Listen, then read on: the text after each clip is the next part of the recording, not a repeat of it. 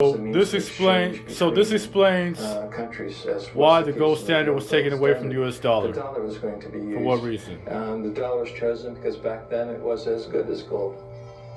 Under this new system, countries agreed to fix their currencies to the U.S. dollar, and the U.S. dollar would be tied to gold at a price of $35 per ounce. This meant that countries around the world could trade their currencies for U.S. dollars, which they could then exchange for gold. This created a system where all currencies were essentially backed by gold.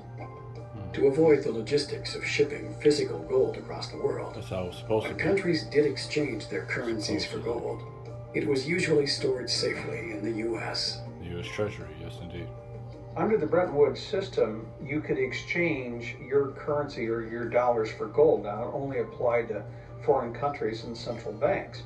And we began to run budget deficits. We were running the Great Society program under Lyndon Johnson. We were fighting a war in Vietnam. And all of a sudden, we were running these deficits, and countries were changing their dollars. And they said they wanted gold. And it began with the French, and then it started to spread. America did not have enough gold. With all the new spending programs in the United States, other countries became concerned that the U.S. was spending more money than it had gold reserves. They started exchanging their dollars for gold and demanded physical delivery, as they felt that there were more dollars being printed than the gold that backed it. To prevent this outflow of gold from American vaults, President Nixon called for an emergency suspension of the gold convertibility system. So to speak, temporary it was supposed to be. I have directed the Secretary of the Treasury to take the action necessary to defend the dollar against the speculators.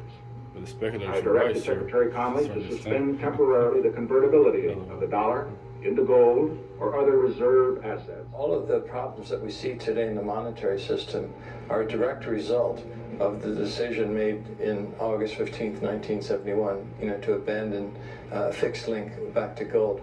What gold did is it provided discipline on governments, provided discipline on government spending.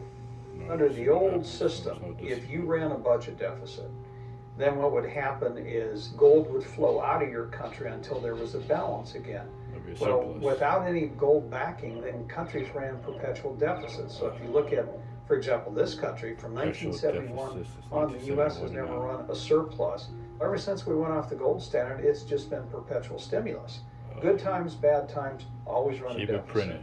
What led Nixon to abandon the gold standard in 1971? And although he claimed it was temporary, we've been waiting 40 years, we're still off of it. We ran up huge deficits during the 1960s. We had the guns and butter economy where the government was both simultaneously fighting a war in Vietnam abroad. In addition, we were funding manned missions to the moon and the whole space program. We were creating more money than we had gold reserves to back it up. And a lot of our foreign creditors saw this and began to demand gold rather than their Federal Reserve notes, because they sensed that Washington simply didn't have enough gold to make its commitment to back the dollar. And Washington did not have enough gold. By removing the link between gold and the U.S. dollar, President Nixon created a system where all currencies were backed by nothing. This is what is known as a fiat currency.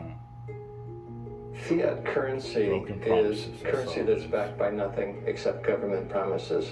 The word fiat is a Latin word, and it basically means currency that's circulating by force.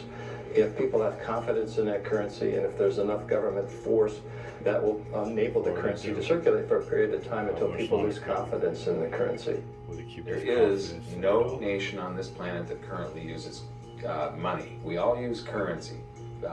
There will come a day when everybody knows the difference. Money is a medium of exchange, and the way it has evolved is that it's always something of intrinsic value until the modern age, when the politicians say, well, we don't need anything of intrinsic value anymore. All we need is political decree. We can say this is money, this piece of paper is money. Now money has a new characteristic. But underneath it all, there's this same concept in place that nobody ever seems to challenge. And that is that governments have a right to declare something of no value to be money, and you must accept it. That's really the problem, and it's still the problem today. It's destroying the economies of the world. Ridiculous.